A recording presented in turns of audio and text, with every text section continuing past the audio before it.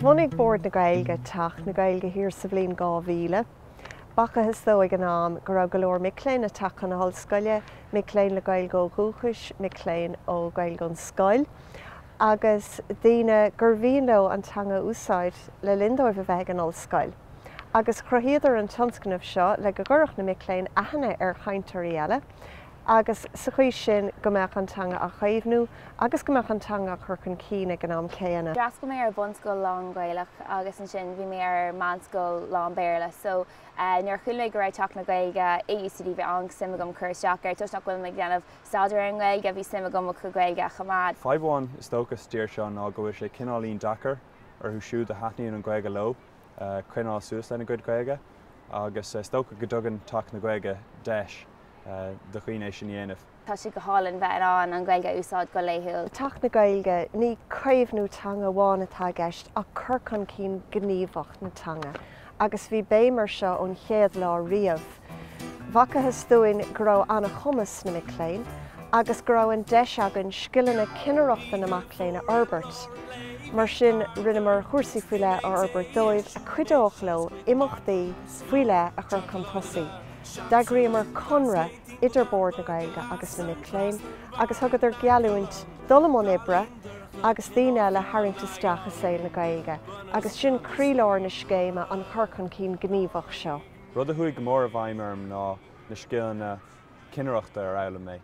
Bhí aring imachtaí a chur bon, a bhí nuálaíoch, ná raibh déanta hena féin. Is tócha gur cuidigh sé sin go mórlam, mar gur scileanna in aistre idir fad, agus méid dul i món reachtareachta ar an Gcomann Fraince mbliana. Tá módúil acadúil agan go speisialta do bhaintear an tí ina nnéantar forbairt ar na scileanna a bhhaineann le eagrú imachtaí, agus scileanna eile ar bhaithe le scileanna craoltóireachta, ónas go mbeadh ar a gcumas amach an seo a bheith ag cur le saoil na Gaeilge le smuid an choláiste.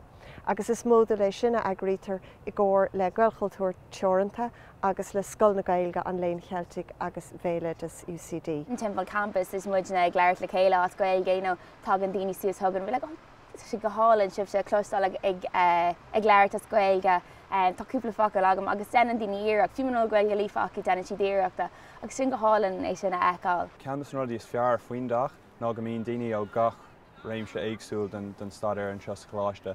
Mar hampla déanam féin stadair ach míocht agus airgeadis, agus na cordis fearlam an bblionn scata bhí siad ag déanamh stadair ar ghnó idirnáisiúnta, fisiotherape, radiografiacht, agus chun níornará is fear bheagán daoine a bhíonn ag déanamh stadair ar Gaeilge agus ar Gaeilge amháin. Chomála sin agriaon muid cuasaí tréála dóibh, cuasaí imthreortha deir seachtainna, agus go leor cruinnithe agus obair grúpa ónas go mbeadh an grúpa ag obair le chéile mar oireann.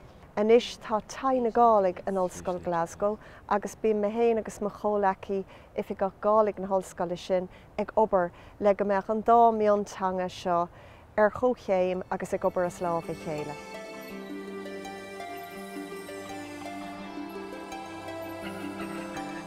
Háisí sinne a gcupa le UCD a bheis an na 2000 san naí, cha pic an ramsachaí a dhéanamh is lé olthaí go lasachu a céir na próiseachtain ag UCD, agus amachchas a ramsachaigh sin stéoch sinne taith na Gaeilge an an glasachu i chiad scime ga léheit an an alapa, agus fan nuair sin ha sinne an dúhas únschaigh ba UCD agus ar tóir taith gain son na próiseacht an an alapa. Svír helm a bhí fécinn dé chotir a sochsa hat min chana nachge, sa mis mynach go bhfuil a tórst tór taiicione a bhí in an rut na a hasinne dul gachi a galbe. Ha cóirte grim a bhí fiachin a chana nachge san bic an a hócail, as an jifer as in jonna nach eicinne a dí seachge.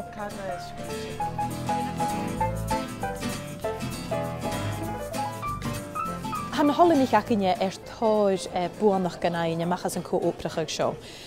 Nas má na rútsabí éile chanin gohfuileat a misnechaich is deigaibh tiileach bh bhí cúpa le UCD. Ha choláchhar gaibh a bhí feicin áicrí éile a cleachcha go chana nachge a dhéanamh rutan úre leis a chana nachge, agus gon tecusabí ha as an tiileach a galbe le spiúnach as úre gan na chana nachge. Cátarí teach na Gaeilge hasinne brín Gaeilge sa flat fatansúil, agus chuteach hasin chur tachirtusan ar ste an olhaid ar san cám thuirsta in Gaeilge chhlaachgaigh, agus bis sin chuteach a bhrásnach Gaeilge ar fiag an olhaid.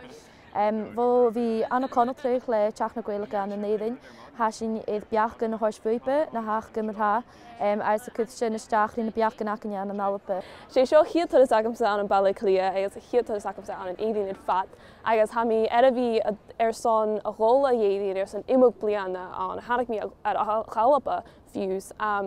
Agus ha díal choma a bhí ann son chiatar agus a féich cín in nuad de chuine ag go bhfuil Gaeilge agus a bríon Gaeilge go láil. Go háit an duine han teach na Gaeilge ha go máfáilseach bhfuil chuirsnach uamh a chin láte da. Tá úla cho mistachal mhéin in Cananachcha. Is dé gaibh tíile go glasachu chaneal cheú sa bí nachil barach spiúnach achcha son na chanan, son tachirta san nasúre agus son immerstan i gastíanamh i a campus acinne. Sin a rutas luachfar chanin a hatíana amach as a cóopdracha seo. Agus ha sin feichcin sin choláteid na híle sabta glasachu.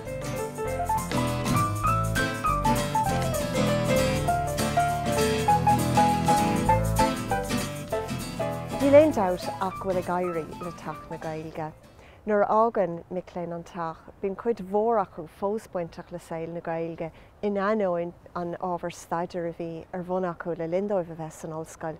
Tá cuid acu buintach inis le gnéthe eile de saoil na Gaeilge, cuasaí sport, for an pelle, Tionsncamh faoi le. Is tócha an rud is múa tá tócha gom as teach na Gaeilge ná an cordis agus na cheangalacha sin. Mis go pásan tá tá an chuid cordide den agam, bhí dul ará fiú níon sscoil bain na cordide sin na gcóí agam agus is í an Gaeilge an príomhtanga bhaid all airt agan.